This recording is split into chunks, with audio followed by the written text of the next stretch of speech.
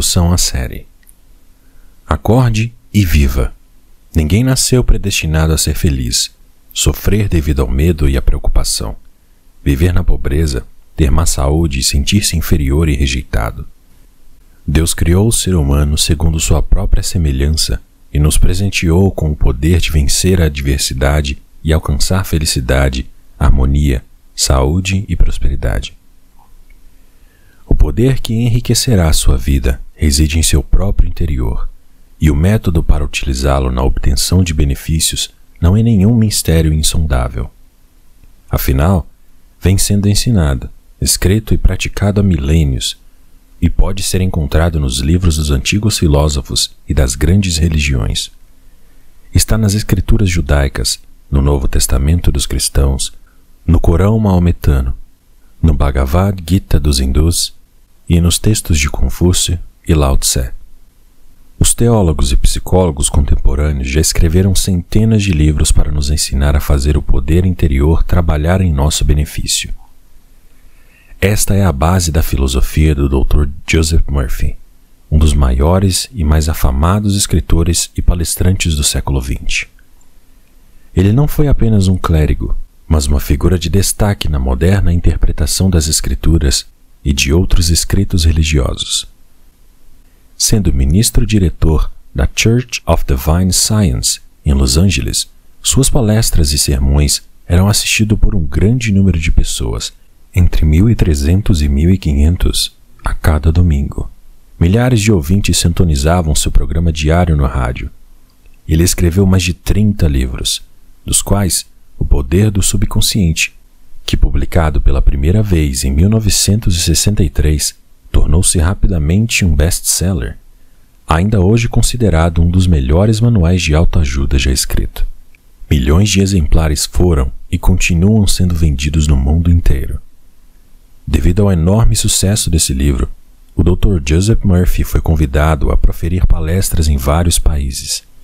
E nessas ocasiões, contava como pessoas comuns haviam conseguido melhorar suas vidas aplicando os princípios que ele ensinava e oferecia diretrizes práticas para os interessados em aprender a enriquecer suas existências.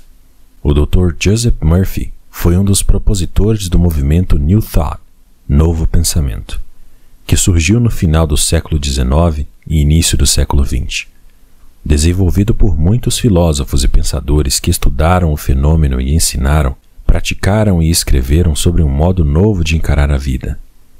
Combinando uma abordagem metafísica, espiritual e pragmática com a maneira como pensamos e vivemos, descobriram o segredo de como é possível alcançarmos tudo o que verdadeiramente desejamos. Essa filosofia, que já recebeu vários nomes, entre eles New Thought e New Civilization, não pretendia ser uma religião no sentido tradicional, mas se fundamentava na crença firme e incondicional da existência de um ser maior, de uma presença eterna, de Deus. Os propositores dessa filosofia pregavam um novo conceito de vida, capaz de trazer novos métodos e melhores resultados. Baseavam seu pensamento na ideia de que a alma humana está conectada com a mente atômica da substância universal, que nossa vida tem uma ligação direta com o manancial infinito da abundância e que possuímos o poder de usá-lo para nosso benefício. Praticamente todos fomos ensinados que precisamos nos esforçar para atingir nossas metas e que o caminho que nos leva até elas é repleto de dores e espinhos. O fato, porém, é que só alcançaremos nossas metas sem sofrimento quando descobrimos a lei, que aparentemente Deus nos deixou escrita em um código indecifrável e nos dedicarmos a compreendê-la. O conceito do novo pensamento pode ser resumido nas seguintes palavras: você pode se transformar no que deseja ser. Tudo o que alcançamos ou fracassamos em alcançar é um resultado direto dos nossos pensamentos. Em um universo tão justamente ordenado, em que a perda do equilíbrio significaria a total destruição, a responsabilidade de cada pessoa tem de ser absoluta.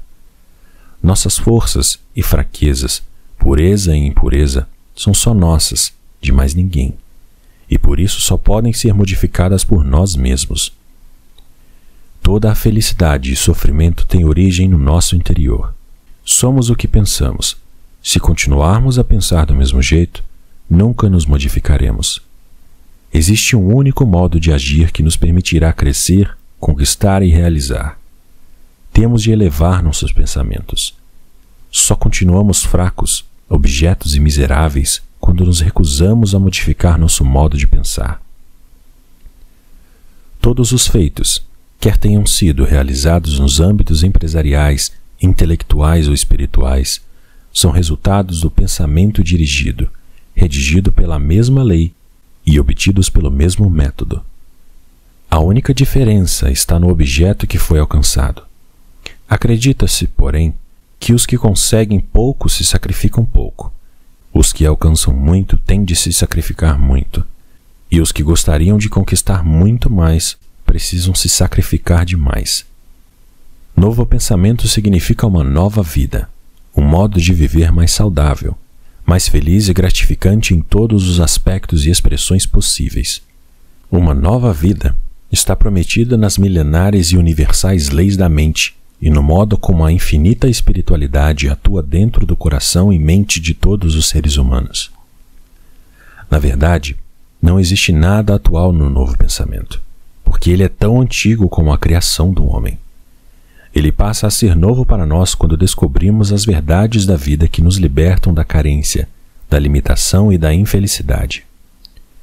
Nesse momento, o novo pensamento torna-se uma percepção contínua e abrangente do poder criador que existe em nós, dos princípios da mente e de nosso divino potencial para sermos, fazermos e expressarmos muito mais amplamente nossas capacidades naturais e individuais, nossos talentos e habilidades.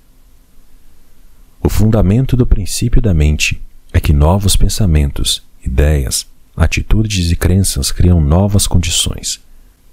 Recebemos de acordo com nossas crenças, sejam elas boas, más ou indiferentes. A essência desse novo modo de pensar é a contínua renovação de nossa mente para sermos testemunhas da perfeita vontade de Deus de nos dar tudo o que é bom e saudável. Somos prova da perfeição de Deus quando temos conhecimento e experiência do que é bom. As verdades do novo pensamento são simples, fáceis de demonstrar e estão dentro das possibilidades de realização de qualquer pessoa, desde que ela queira e se disponha a colocá-las em prática. Nada mais é necessário senão uma mente aberta e um coração receptivo, dispostas a ouvir a milenar verdade apresentada de uma nova e diferente maneira, a modificar e abandonar velhas crenças e aceitar novas ideias e conceitos, ou seja, a ter uma visão mais elevada da vida e a certeza de que existe uma presença curativa no interior de todos os seres humanos. A renovação da mente é o único propósito e prática do novo pensamento. Sem essa contínua renovação não pode haver mudança. Conquistar um novo modo de pensar significa ganhar uma atitude e uma consciência totalmente nova, capazes de nos inspirar e nos possibilitar entrar em uma vida mais abundante. Temos em nosso interior um poder ilimitado para escolher e decidir, assim como a completa liberdade de utilizá-lo em nosso benefício. Podemos nos conformar ou transformar. Nos conformarmos é viver de acordo com o que já assumiu ou recebeu uma forma visível e aparente para os nossos sentidos, ideias, opiniões e crenças, e com as ordens advindas de outras pessoas.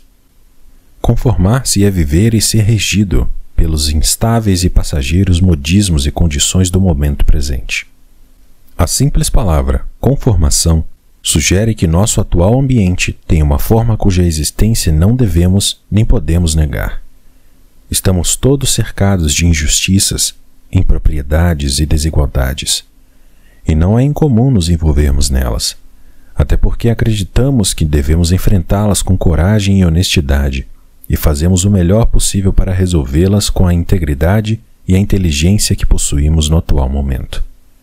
O mundo acredita e propala que o ambiente é a causa da nossa presente condição e circunstâncias, e que a reação e tendências mais normais seriam entrarmos em um estado de obediência e silenciosa aceitação do presente. Essa é a conformação no seu pior aspecto, a consciência do fracasso. Pior ainda, a conformação é uma atitude autoimposta e significa entregar todo o nosso poder e atenção para o exterior, para o estado manifestado. Essa entrega incontestada ao passado e ao ambiente que nos cerca, quer tenha sido feita automaticamente ou por opção, foi causada pela falta de conhecimento sobre nossa faculdade mais básica e maravilhosa e sobre o seu funcionamento. O poder criativo da mente e imaginação pode ser dirigido para novas metas e aspirações. O novo pensamento insiste no reconhecimento de que somos os responsáveis pelo tipo de vida que levamos e que somos capazes de reagir às supostas verdades que estão dirigindo nossa atual existência. Um dos mais ativos e respeitados instrutores do novo pensamento, Charles Fillmore, cofundador da Unity School of Christianity, acreditava firmemente na responsabilidade pessoal. Em seu livro The Revealing Word, ele escreveu de maneira simples e direta: nosso verdadeiro ambiente é nossa consciência. O ambiente externo sempre tem relação com a consciência. Qualquer pessoa que esteja aberta e disposta a aceitar que é a responsável pelo ambiente em que vive já começou a dar início à transformação. Transformar é passar de um estado ou condição para outro, muito melhor e mais satisfatório. Da carência para a abundância, da solidão para o companheirismo, da limitação à inteireza, da doença para uma saúde vibrante. Tudo isso por meio do poder e sabedoria que habitam nosso interior e pela presença curadora que existe em nós. Assim como não podemos modificar o movimento dos planetas, as estações do ano, os mares dos oceanos e as fases da Lua, também é impossível mudar a mente e os pensamentos de outra pessoa. É inegável, no entanto, que temos a capacidade de mudar a nós mesmos. Quem seria capaz de impedir ou proibir a atuação de sua mente, imaginação e vontade? A resposta é clara: nada nem ninguém. Infelizmente, contudo, nada o impede de entregar esse poder a outra pessoa. Aprenda qual é a chave para uma nova vida. Sua mente é um gravador de todas as crenças, impressões, opiniões e ideias que aceitou ao longo dos anos estão registradas na sua mente mais profunda, o subconsciente. Mas você pode mudar sua mente. Comece agora a preenchê-la com pensamentos nobres, inspirados por Deus, e alinhe-se com o Espírito Infinito que existe em seu interior. Pense em beleza, amor, paz, sabedoria e ideias criativas, e o infinito reagirá de acordo. Transformando sua mente, corpo e circunstâncias, seu pensamento é a ponte que faz a ligação entre seu espírito, seu corpo e o mundo material. A transformação começa à medida que passamos a meditar, refletir e absorver em nossa mentalidade as qualidades que desejamos vivenciar e expressar. É claro que o conhecimento teórico é bom e necessário, mas devemos saber o que estamos fazendo e por quê. Todavia, a verdadeira transformação depende da estimulação dos dons que existem em nosso interior, do poder espiritual, invisível e intangível, que foi ofertado em sua totalidade a cada indivíduo que vive neste mundo. É esse poder, e ele somente, que rompe e dissolve as gravações e vínculos criados pela infelicidade e aborrecimentos do passado. Além disso, ele cura as feridas das mágoas e o sofrimento emocional. Todos desejamos e necessitamos de paz de espírito, a maior das dádivas em nosso ambiente. Ela pode ser obtida pela contemplação tanto mental como emocional da paz divina enchendo nossa mente e coração, e, portanto, todo o nosso ser. Onde entrardes, dizei primeiro, a paz esteja nesta casa. Contemplar a falta de paz, desarmonia, infelicidade e discórdia e acreditar que a paz irá se manifestar nesse meio é o mesmo que achar que a semente da maçã dará origem a uma palmeira. É algo que não faz sentido, porque viola todo o sentido de razão. Contudo, isso é o que se encontra no mundo. Para alcançarmos o que é bom, devemos procurar meios de modificar nossa mente e, quando necessário, de nos arrependermos. O resultado será a renovação e transformação vindas como algo natural. É desejável e necessário transformarmos nossa vida, pondo fim à nossa conformação em escolher ou decidir de acordo com os eventos já formados e manifestados. Precisamos aprender a detectar a causa que existe por trás de cada evento físico, seja uma doutrina elaborada pelos homens, dogmas ou rituais, para entrarmos no reino do metafísico que existe em nosso interior, o verdadeiro novo pensamento. A palavra metafísica atualmente está vinculada a vários movimentos organizados como, por exemplo, o Nova Era. Entretanto, ela existe há muitos séculos e surgiu pela primeira vez nos escritos de Aristóteles. O 13º volume de suas obras, considerado o mais importante de todos, tinha como título Metafísica. A definição encontrada nos dicionários é: além da ciência natural, a ciência do puro ser. Meta significa acima, além. Metafísica, portanto, significa acima ou além da física, ou acima ou além do que é físico, ou seja, do mundo da forma. Meta é algo que está acima do material, é o espírito da mente. Além de todas as coisas está meta, a mente. Em termos bíblicos, o Espírito de Deus é bom. Os que adoram Deus adoram o Espírito ou verdade. Quando possuímos um espírito de bondade, verdade, beleza, amor e boa vontade, é Deus que está em nós, manifestando-se através de nós. Deus, verdade, vida, energia, espírito. Podemos defini-los? E como defini-los? Defini-lo é limitá-lo. Essa afirmação está expressa numa antiga e bela meditação. Sou sempre o mesmo no meu eu mais interno, único, eterno, absoluto, inteiro, completo, perfeito. Sou um eu sou indivisível, eterno, sem rosto nem figura, sem forma nem idade. Eu sou a presença silenciosa que habita os corações de todos os seres humanos. Temos que acreditar e aceitar que tudo o que imaginamos e sentimos como verdadeiro se torna realidade e que aquilo que desejamos aos outros estamos desejando a nós mesmos. Emerson escreveu: somos o que pensamos durante o dia inteiro.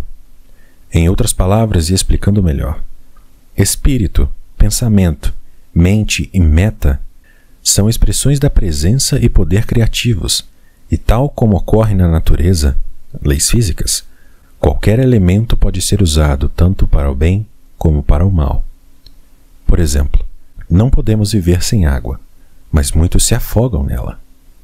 A eletricidade torna nossa vida mais confortável, mas também mata. Diz a Bíblia: eu crio a luz e as trevas, faço a paz e a guerra. Eu, o Senhor, faço todas essas coisas. Eu firo e eu curo. Eu abençoo, eu amaldiçoo. Entretanto, não existe nenhuma deidade colérica decidida a nos punir ao longo de toda uma vida. Somos nós que castigamos a nós mesmos mediante ao mau uso da mente. Seguindo o mesmo princípio, somos abençoados, beneficiados, quando tomamos conhecimento dessa presença interna, desse poder fundamental que o Criador colocou à nossa disposição. A metafísica é, em suma, o estudo da causação, ato de causar, e não se preocupa com o efeito ou resultado que está manifestado, mas com o que está causando o efeito ou resultado. A metafísica aborda as ideias espirituais como os cientistas abordam o mundo lá fora. Os metafísicos investigam a mente ou causa a partir da qual o visível é formado ou da qual deriva. Se a mente é modificada ou uma causa é alterada, o efeito sofre uma mudança.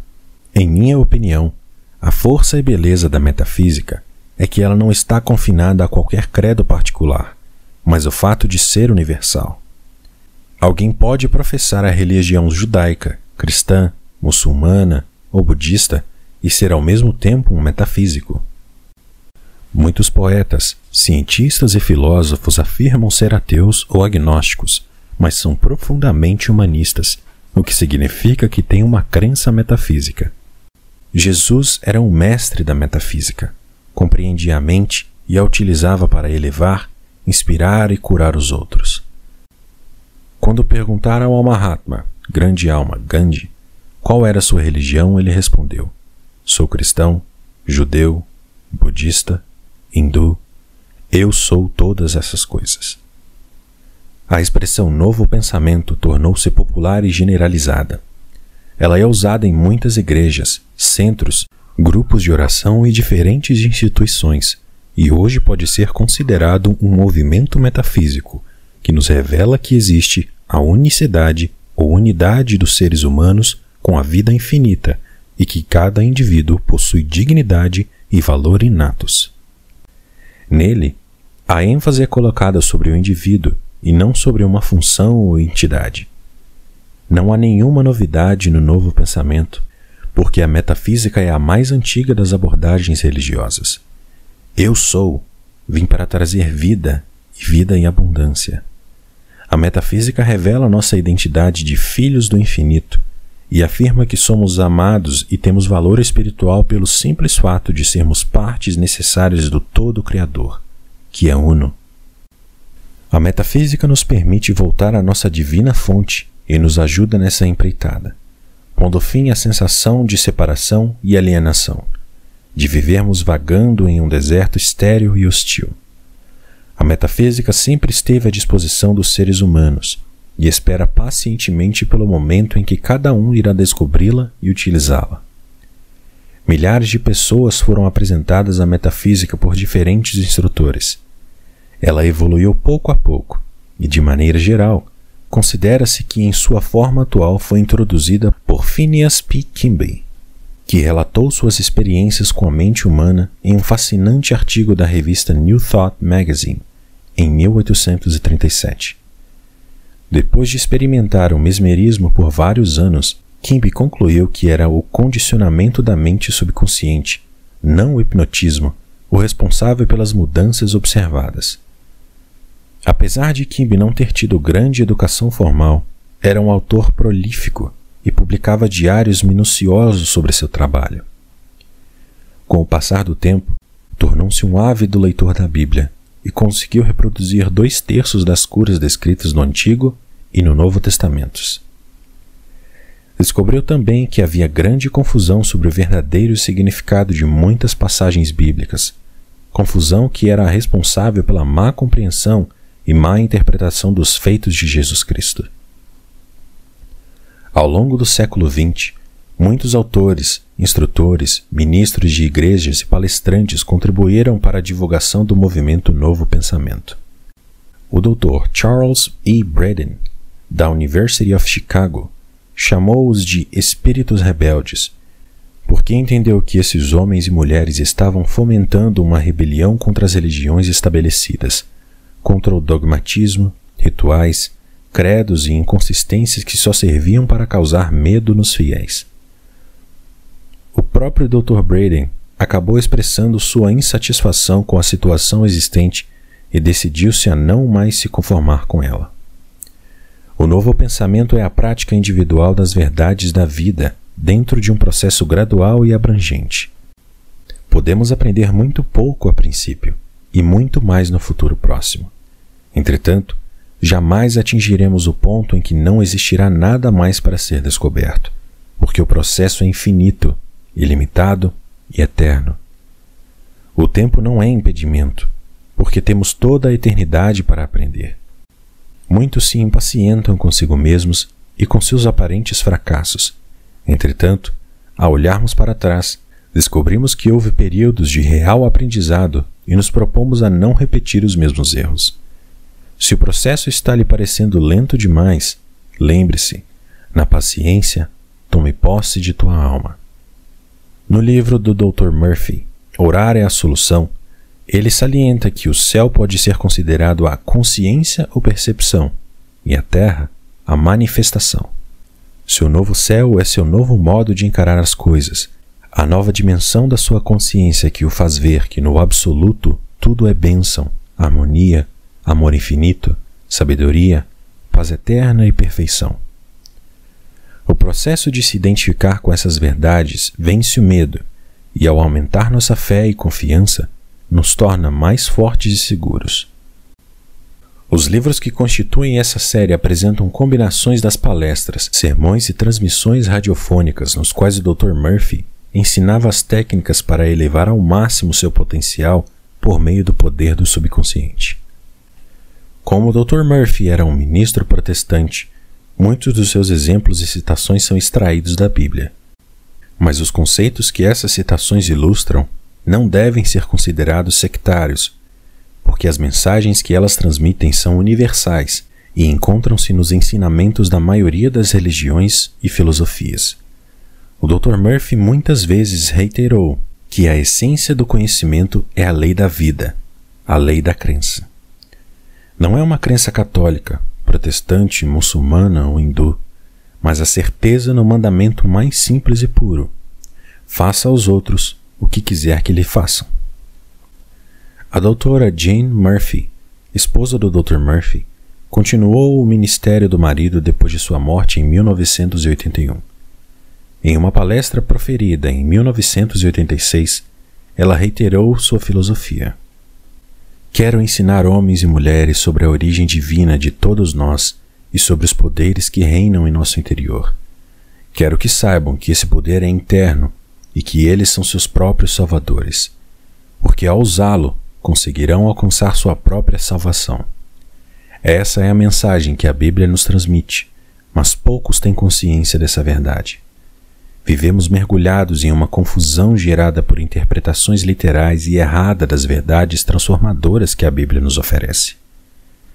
Quero atingir a maioria, o homem das ruas, a mulher sobrecarregada pelas tarefas domésticas que sofre a repressão dos seus talentos e habilidades. Quero ajudar os outros, seja qual for seu nível de consciência, a descobrirem as maravilhas que guardam em seu interior. Disse também a doutora Murphy falando sobre o marido. Ele era um místico prático, um homem abençoado pelo intelecto de um erudito, pela mente de um executivo bem-sucedido, pelo coração de um poeta. Sua mensagem pode ser assim resumida: você é o rei, o governante do seu mundo, porque é uno com Deus. Dr. Murphy acreditava firmemente que o plano de Deus era ver todos os seres humanos saudáveis, prósperos e felizes, e contestava os teólogos e pensadores que afirmavam que o desejo é uma coisa má e que é nosso dever tentarmos sufocá-lo. Ele ensinava que a extinção do desejo significa apatia, falta de sentimentos, de ação. Afirmava que o desejo é um dom de Deus e que é certo desejar e que nada é mais saudável e proveitoso do que o desejo de se tornar melhor do que se era ontem. Como é possível o desejo por saúde, abundância, companheirismo e segurança ser considerado algo errado? O desejo está por trás de todo o progresso. Sem ele, nada seria realizado, porque o desejo é o poder criador, que pode ser canalizado de maneira construtiva. Uma pessoa pobre, por exemplo, tem todo o direito de desejar uma fortuna. O doente, de desejar saúde. O solitário, de desejar companhia ou amor. Temos de acreditar que podemos melhorar nossa vida. Uma crença qualquer, verdadeira, falsa ou apenas indiferente, acalentada por um bom período de tempo, é assimilada e incorporada em nossa mentalidade. Se não for contrabalançada por uma crença de natureza oposta, mais cedo ou mais tarde será expressa ou vivenciada como fato, forma, condição ou eventos cotidianos. Precisamos ter certeza de que possuímos em nosso interior o poder para transformar crenças negativas em positivas e, portanto, a capacidade de mudar nossa vida para melhor. Basta você dar a ordem e seu subconsciente irá obedecê-la fielmente. A reação ou resposta da mente subconsciente virá de acordo com a natureza do pensamento que está em sua mente racional. Os psicólogos e psiquiatras afirmam que quando os pensamentos são transmitidos para o subconsciente, formam-se impressões nos neurônios cerebrais. No instante em que o subconsciente aceita uma ideia qualquer, ele começa a colocá-la em prática. Ele atua por meio da associação de ideias e usa cada partícula de conhecimento que você reuniu em sua vida para dar forma à ideia, alimentando-se do infinito poder, energia e sabedoria que existe em seu interior. e recorre a todas as leis da natureza para conseguir seu objetivo. Às vezes para trazer uma solução imediata para suas dificuldades, mas em outras a resposta pode demorar dias, semanas ou mais. O modo de pensar habitual da sua mente racional estabelece sulcos profundos no subconsciente, algo muito favorável no caso dos seus pensamentos serem harmoniosos, pacíficos e construtivos. Por outro lado, se você se entrega habitualmente ao medo, preocupação ou outras formas destrutivas de pensamento, a solução é reconhecer a onipotência da mente subconsciente e decretar liberdade, felicidade, saúde perfeita e prosperidade. O subconsciente, por estar diretamente ligado à sua fonte divina, começará a criar a liberdade e felicidade que você decidiu trazer à sua vida. Agora, pela primeira vez, as palestras do Dr. Murphy foram compiladas, editadas e atualizadas em 6 novos livros que trazem seus ensinamentos para o século XXI. Para ampliar e explicar melhor os temas das palestras originais, incorporamos material extraído das palestras da Dra. Jane Murphy e acrescentamos exemplos de pessoas cujo sucesso reflete a filosofia do Dr. Murphy. Os livros que constituem a série são: Aumente o poder do seu subconsciente para trazer riqueza e sucesso. Aumente o poder do seu subconsciente para desenvolver a autoconfiança e a autoestima. Aumente o poder do seu subconsciente para vencer o medo e a ansiedade.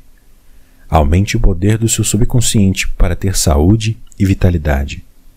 Aumente o poder do seu subconsciente para alcançar uma vida mais plena e produtiva.